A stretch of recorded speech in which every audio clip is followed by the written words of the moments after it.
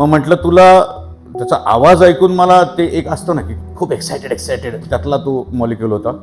तर तुला मग NSD ला जायचं आहे का म्हटलं. तर तो म्हटलं हो जायचं आहे. म्हटलं मग आता सिरियल कशासाठी, म्हणजे तुला नाही मला करायचं. म्हटलं ठीक आहे, मी तुला आता तू पुण्यात आहेस, मुंबईला या गोष्टी चालतात, 2 नंबर तुला फॉरवर्ड करतो. हा एक पार्ट, याच्याविषयी नंतर बोलतो. दुसरा एक पार्ट जो नोकरी करतोय आता एका ठिकाणी, म्हणजे बरेच पैसे भरून मोठा कोर्स केलेला आहे आणि आता तो म्हणतो की अरे मी काय करू.